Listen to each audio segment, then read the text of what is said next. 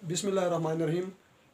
मेरा नाम मलिक नूर है। कल हमने कोवलेंट बॉन्ड को पढ़ा था, लेकिन आज हम उसको डिटेल से पढ़ेंगे कि कोवलेंट बॉन्ड क्या होता है। कोवलेंट बॉन्ड लीविस थ्योरी के कंसेप्ट के मुताबिक, लीविस क्या कहता है कोवलेंट बॉन्ड के बारे में? कोवलेंट बॉन्ड के बारे में लीविस ये कहता है कि the bond which is form by mutual sharing of electron. कल भी बताया था, जो पिछला लेक्चर रहा उसमें भी, कि the bond which is form by mutual sharing of electron. दो एटम के दरमियान अगर म्यूचुअल शेयरिंग हो रही है तो उससे जो बॉन्ड बनेगा वो कोवलेंट बॉन्ड बनेगा। कोवलेंट बॉन्ड क्या होगा, इसकी अगर डिफिनीशन कर दें हम कि इसकी डिफिनीशन क्या है, तो हम ये कहेंगे कि the bond which is form by the bond which is formed by mutual sharing of electron। कल भी बताया था कि जो कोवलेंट बॉन्ड होता है वो दो एटम के दरमियान म्यूचुअल शेयरिंग ऑफ इलेक्ट्रॉन से बनता है, म्यूचुअल शेयरिंग से बनता है, याद रखना। उसके बाद कोवलेंट बॉन्ड की दो टाइप्स है। अगर इसकी टाइप पर जाओ ना, दो टाइप्स है। एक होता है पोलर कोवलेंट बॉन्ड, एक होता है नॉन पोलर कोवलेंट बॉन्ड। अभी हम नॉन पोलर कोवलेंट बॉन्ड को डिस्कस करते हैं। What is non polar covalent bond? Polar covalent bond. What is non polar covalent bond?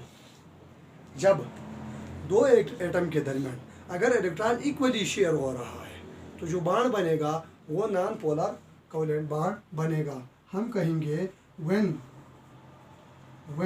electron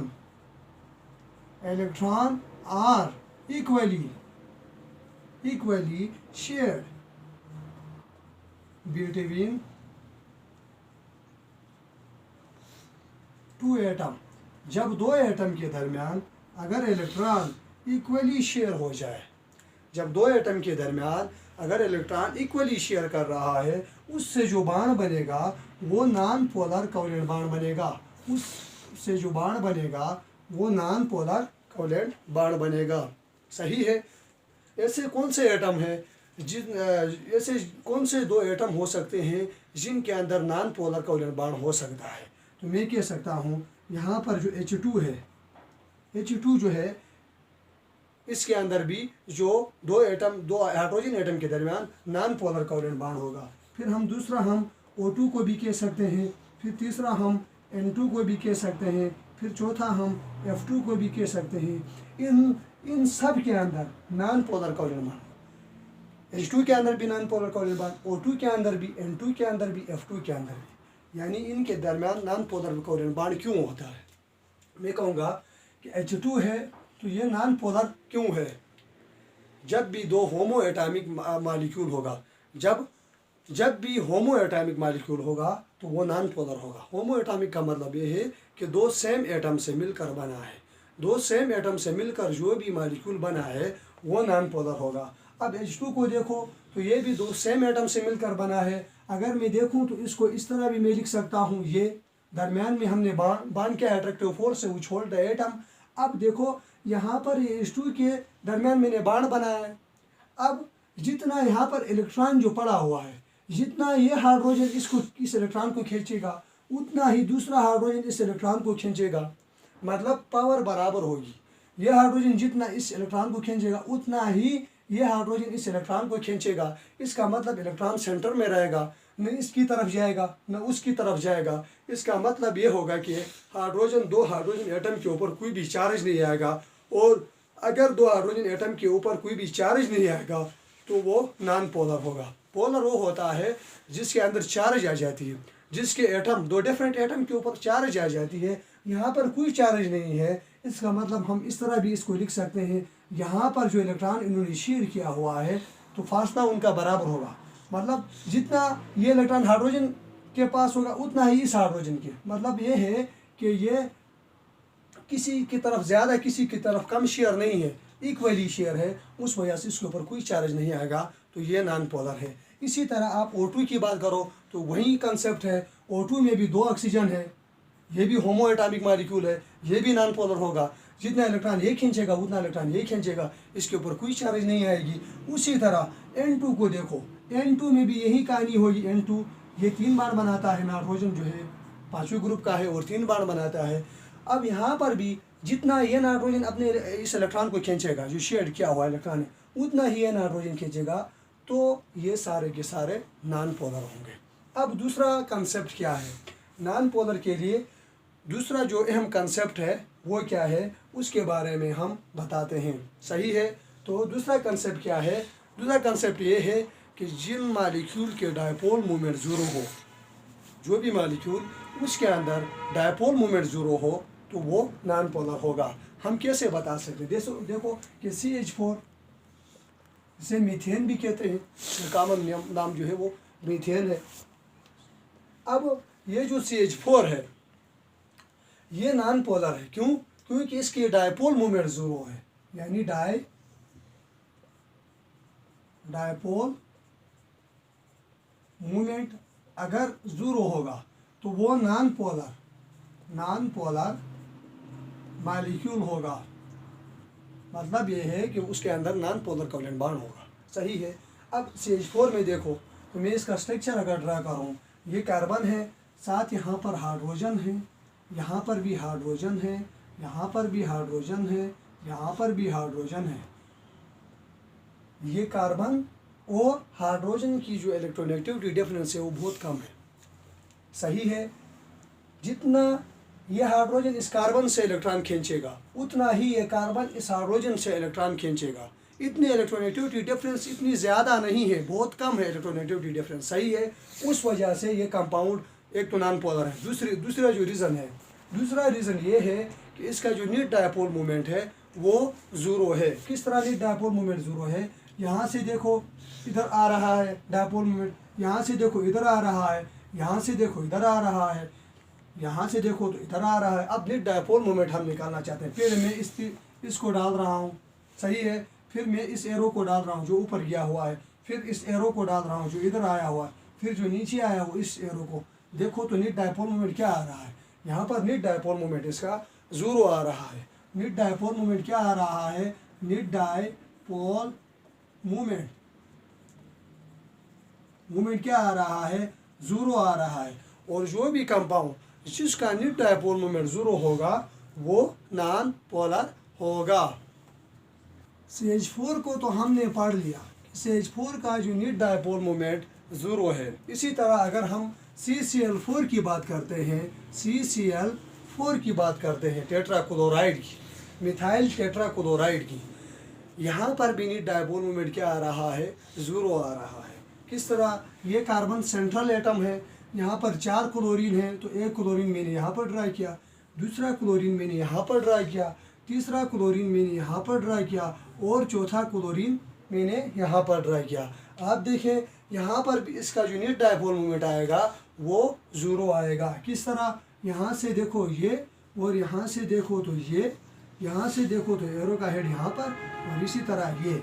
अब मैं इसको पहले इसको ड्रा कर रहा हूँ ये, फिर इसको ड्रा कर रहा हूँ ये, और फिर मैं इसको ड्रा कर रहा हूँ ये, और फिर मैं इसको ड्रा कर रहा हूँ। आप देखिए कि नेट डायपोल मूवमेंट क्या आ रहा है?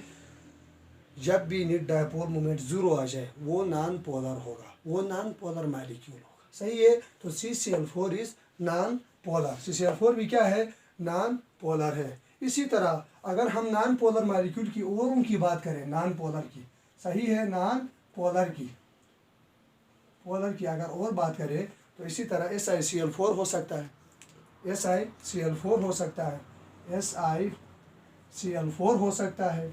इसी तरह हम कह सकते हैं SiCl4 हो गया, SiH4 हो गया, ये भी नॉन पोलर है। इसी तरह हम CO2 को भी कह सकते हैं, ये भी नॉन पोलर मॉलिक्यूल। सही है, नॉन पोलर है, सही है। उसी तरह CO2 के बाद हम BeCl2 को कह सकते हैं, ये भी नॉन पोलर है, ये भी क्या है? नॉन पोलर है। मैं कह सकता हूँ Br2 भी नॉन पोलर है, Bei2 भी नॉन पोलर है, इसी तरह Bef2 भी नॉन पोलर है। ये सारे के सारे नॉन पोलर है क्योंकि इनका जो नेट डायपोल मूवमेंट है वो ज़ीरो आ रहा है। CO2 क्यों नॉन पोलर है? इसकी शेप की वजह से। आगे हम पढ़ेंगे VBT को पढ़ेंगे, उस तरह विस्पर थ्योरी को पढ़ेंगे, MOT को पढ़ेंगे, वहाँ पर आपको सारे कंसेप्ट क्लियर होंगे। लेकिन यहाँ पर थोड़ा सा मैं हिंट दे रहा हूँ, यहाँ पर जो CO2 है ये नॉन पोलर कैसे है? तो हम CO2 को नॉन पोलर इस तरह है, CO2 को देखो तो यहाँ पर इसका लीनियर शेप होता है। जब भी किसी भी कंपाउंड का अगर लीनियर शेप होगा तो वो नॉन पोलर होगा। इसका बॉन्ड एंगल 180 आ रहा है और डिग्री आ रहा है, और ये लीनियर शेप है। लीनियर शेप होने की वजह से CO2 is a non polar molecule. सही है? या कंपाउंड और मॉलिक्यूल में ये फ़र्क है कि कंपाउंड जो है वो आयनिक भी हो सकता है, कंपाउंड जो है वो कोवलेंट भी हो सकता है। मॉलिक्यूल हमेशा कोवलेंट, मॉलिक्यूल को हम कोवलेंट, जो कोवलेंट कंपाउंड होगा उसका जो बेसिक यूनिट होगा वो मॉलिक्यूल होगा, और आयनिक कंपाउंड का बेसिक यूनिट जो है वो फार्मूला यूनिट होगा। तो हम CO2 एक मॉलिक्यूल है और ये CO2 जो है ये नॉन पोलर है। उसी तरह अगर BeCl2 की बात करो, इसका भी लीनियर शेप होता है। लीनियर शेप होने की वजह से ये नॉन पोलर है।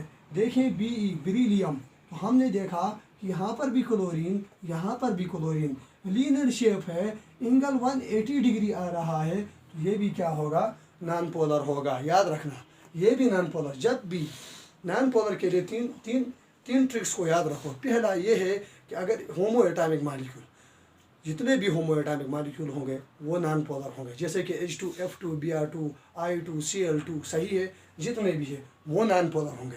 दूसरा आपने ये याद रखना है कि जितने भी कंपाउंड्स हैं अगर उनका नेट डायपोल मोमेंट ज़ीरो आ रहा है, नेट डायपोल मोमेंट ज़ीरो आ रहा है तो वो नॉन पोलर होंगे।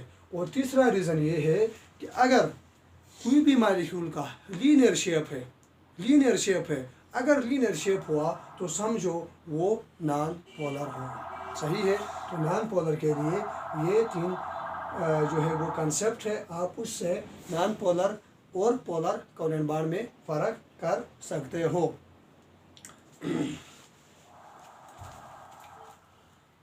और दूसरी बात यह है जो भी कोवेलेंट कंपाउंड होगा, सही है, जो कोवेलेंट कंपाउंड होगा वो जो है वो डायरेक्शनल होगा। डायरेक्शनल का मतलब ये है कि अगर CO2 बन गया है, कोई और चीज़ आकर उसके साथ रिएक्शन नहीं कर सकता है। सही है? तो कोवेलेंट कंपाउंड जितने भी वो डायरेक्शनल होते हैं, कोवेलेंट बॉन्ड जो है वो डायरेक्शनल होता है। सही है? तो ये जो कोवेलेंट बॉन्ड होगा ये डायरेक्शनल होगा। ज़्यादातर ये बॉन्ड नॉन पोलर जो मॉलिक्यूल है उसके अंदर होता है। सही है? पोलर के अंदर भी हो सकता है। जैसे कि हम और पोलर की बात करें तो HCl है, यहाँ पर जो बॉन्ड होगा वो पोलर कोवेलेंट बॉन्ड होगा। पोलर कोवेलेंट बॉन्ड क्यों होगा? इसलिए होगा कि यहाँ पर जो इलेक्ट्रोनेगेटिव एटम है वो क्लोरीन ज़्यादा इलेक्ट्रोनेगेटिव है, हाइड्रोजन लेस इलेक्ट्रोनेगेटिव है। अब ये क्लोरीन इस हाइड्रोजन से इलेक्ट्रॉन अपनी तरफ ज़्यादा खींचेगा, इलेक्ट्रॉन क्लोरीन की तरफ ज़्यादा आएगा। उस वजह इलेक्ट्रॉन के ऊपर आपको पता है नेगेटिव चार्ज हो रहा है, तो नेगेटिव चार्ज यहाँ पर आ जाएगा और पॉजिटिव चार्ज यहाँ पर आ जाएगा। यहाँ पर देखो तो पॉजिटिव और नेगेटिव चार्ज आया है, उस वजह से HCl is a polar compound. सही है? उसी तरह आप HBr को देख सकते हो। यहाँ पर मैं HBr ले रहा हूँ, यहाँ पर भी देखो हाइड्रोजन से ब्रोमीन जो है वो ज़्यादा इलेक्ट्रोनेगेटिव है, तो इलेक्ट्रॉन ब्रोमीन की तरफ ज़्यादा होगा, यानी ब्रोमीन ने इलेक्ट्रॉन को ज़्यादा खींचा होगा। उस वजह से ब्रोमीन के ऊपर नेगेटिव चार्ज और हाइड्रोजन के ऊपर पॉजिटिव चार्ज आएगा, और ये भी क्या है? पोलर कोवेलेंट बॉन्ड होगा। उसी तरह अगर आप HF की बात करते हो, यहाँ पर HF में भी देखो तो ये फ्लोरीन ज़्यादा इलेक्ट्रोनेगेटिव है, तो यहाँ से फ्लोरीन अपनी तरफ इलेक्ट्रॉन को ज़्यादा खींचेगा, इलेक्ट्रॉन फ्लोरीन की तरफ ज़्यादा होगा, तो फ्लोरीन के ऊपर नेगेटिव चार्ज, हाइड्रोजन के ऊपर पॉजिटिव चार्ज, ये भी पोलर कोवेलेंट बॉन्ड होगा। सही है? तो पोलर कोवेलेंट बॉन्ड में एक ज़्यादा इलेक्ट्रोनेगेटिव वाला एटम होगा और दूसरा लेस इलेक्ट्रोनेगेटिव वाला एटम होगा। अगर पोलर कोवेलेंट बॉन्ड में दोनों सेम इलेक्ट्रोनेगेटिविटी वाले एटम आ जाए, जैसे कि होमो एटॉमिक मॉलिक्यूल, तो वो तो नॉन पोलर होगा। अगर दो डिफरेंट इलेक्ट्रोनेगेटिविटी वाले एटम आ जाए तो वो पोलर होगा। लेकिन पोलर में भी मैंने आपको कंसेप्ट दिया है कि वो आपने शेप को भी देखना है, आपने डायपोल मोमेंट को भी देखना है, और इसी तरह कोई कंपाउंड आ जाए तो ये सारे के सारे क्या होंगे? पोलर होंगे। इसी तरह HI है, सही है, वही वही वही रीज़न है यहाँ पर HI के ऊपर नेगेटिव, हाइड्रोजन के ऊपर पॉजिटिव। सही है। इसी तरह जो बाण है ये सारे के सारे जो है ये पोलर कोवेलेंट मॉलिक्यूल्स है। सही है। उसी तरह अगर हम अल्कोहल की बात करते हैं, मिथाइल अल्कोहल की, ये भी पोलर है। सही है। मिथाइल अल्कोहल को देखो, यहाँ पर मैं मिथाइल अल्कोहल लिख रहा हूँ, मिथाइल ग्रुप प्लस यहाँ पर ऑक्सीजन प्लस यहाँ पर हाइड्रोजन। यहाँ पर भी आपने यही ट्रिक्स है, यहाँ पर जो हाइड्रोजन है उसके ऊपर प्लस आ जाएगा, ये इलेक्ट्रोनेगेटिव एटम है इसके ऊपर माइनस आएगा, और ये बाण जो बनेगा ये भी पोलर बनेगा। ये बाण भी क्या बनेगा? ये बाण भी पोलर बनेगा। ये बात याद रखना, ये बाण भी पोलर बनेगा। उसके बाद हम आयनिक बाण को क्या करेंगे, स्टार्ट करेंगे कि आयनिक बाण क्या होता है, व्हाट इज़ आयनिक बाण। आयनिक बाण बेसिकली हम इसको कहते हैं